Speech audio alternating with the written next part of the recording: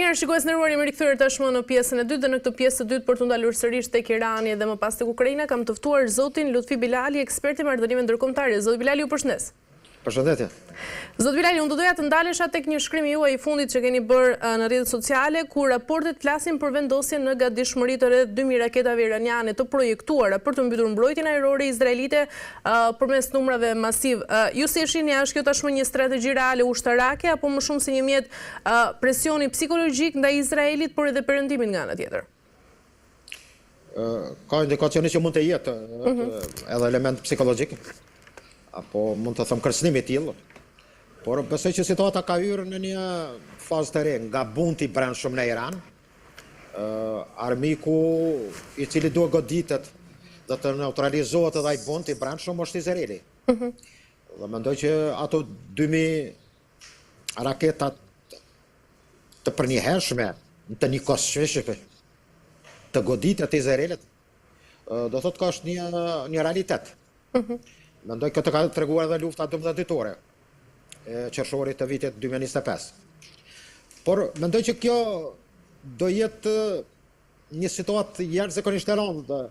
Ka indikacione që në 400 kilogram mbetje të uranium mund të jetë të mjaftueshme për prodhimin dikun nga ekspertë ndryshëm thua që 9-10 bomba atomike. Dhe kjo do ishte ai rreziku jo vetëm për lindjen e mesme, por sigurinë e përgjithshme botërore. Sepse në një luftë që bota nuk e di fundin, apo mund ta di fundin se mund të jetë shkatruese.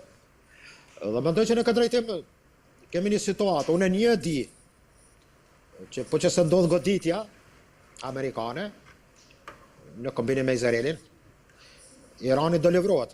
Mirë, po kësaj radhe nuk e di si do kaloj Izraeli. Do jetë një goditje fuqishme, e cila mendoj që do jetë jo pak më e dhëshme se sa Iranit për Izraelin. Dhe kjo situatë është jashtë komplekse. Ndërkaq, zoti Bilali, strategjia e ngopjes nga analiza juaj synon se të tejkaloj kupolën e hekur duke detyruar kështu mbrojtjen të dështoj për shkak të volumit. Sa e cënueshme është realisht mbrojtja izraelite përballë një sulmi kaq masiv, por edhe të sinkronizuar?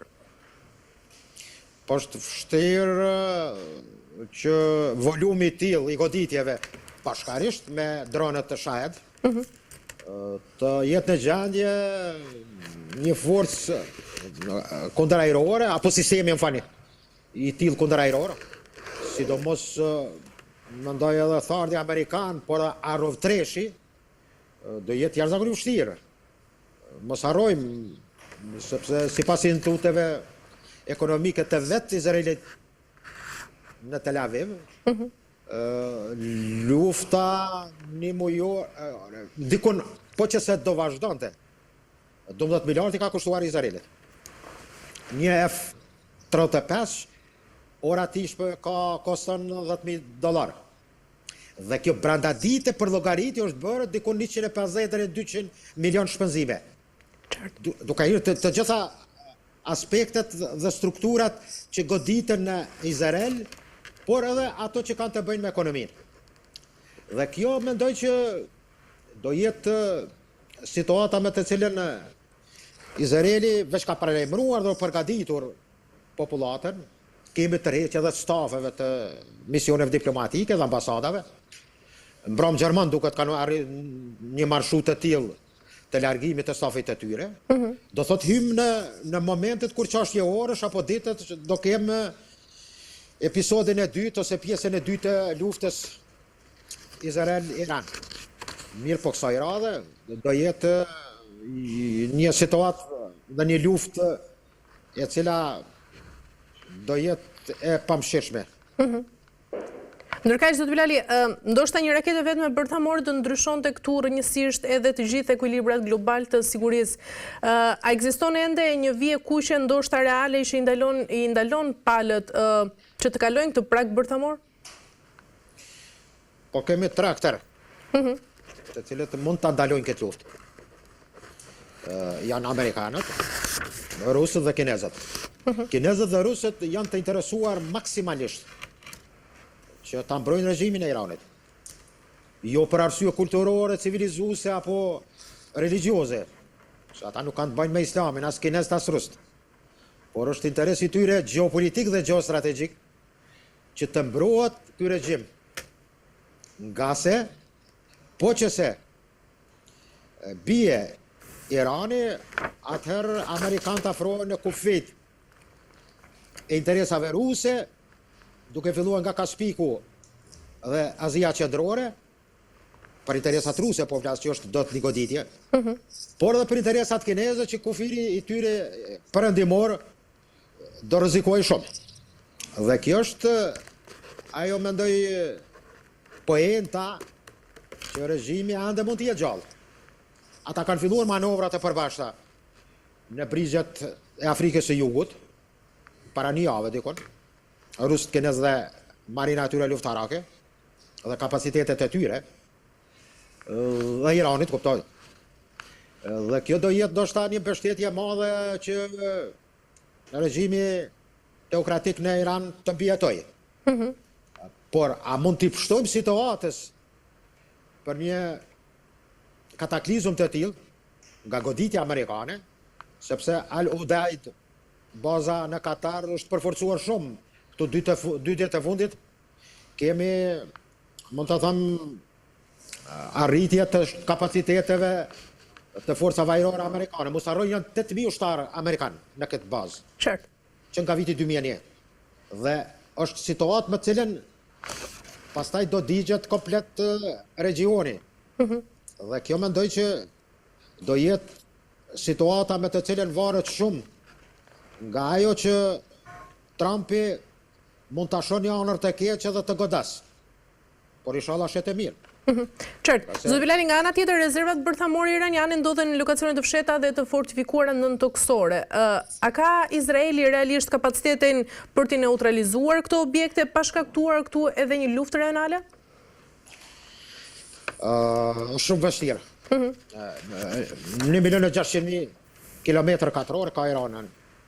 Është situatë të cila nuk dihet në cilat male apo mund të thëmë në tërë kapacitetet që ka nëntoksore që kanë ndërtuar, a do goditën prap nga B2-shi, nga se mendoj që Izraeli nuk e ka kapacitetet u pa edhe me B2-shi në Fordov, pastaj në Sihan, të cilat ka qenë goditje, të cilat i ka kërkuar Izraeli dhe ka qenë një ndihmëse e madhe amerikanëve për Izraelin. Sepse mund të thamë në luftën 12 ditore Izraeli u rrezikua shumë. Se nuk është vend i madh, 27.000 km2 dhe goditjet iraniane ka qenë të rrëmbeshme. Dhe kjo tregon që përpos përparësisë që ka Izraeli në forcat ajrore, mendoj që njeriu nuk do ta përdorë. Mund të jetë, sepse ato janë koka bërthamore, kanë në kapacitetet e tyre. Përpos atyre konvencionale, kanë edhe me koka bërthamore njeriu, sidomos treshin.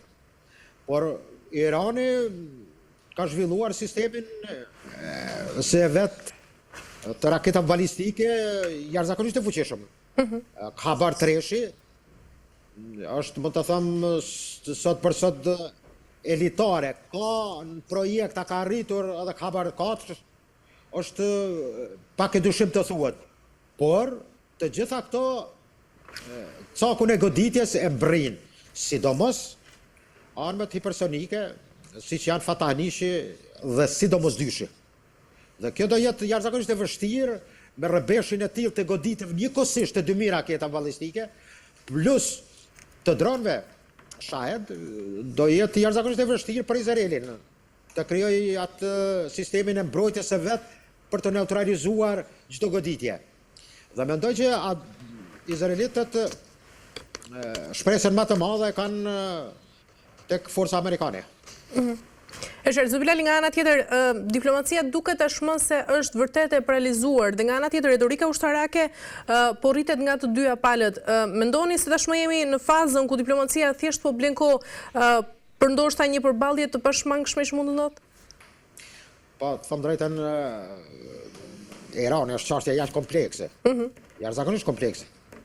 Por ajo që ka ndodhur në Amerikën Latine me Venezuele, pastaj jemi në prag të pushtimit, mund të them apo të marrjes së Grenlandës, një konflikt dhe fragmentim jashtëzakonisht i madh mes aleatëve perëndimor, duke mos harruar edhe luftën në Ukrainë dhe goditjet ruse me Roshnik.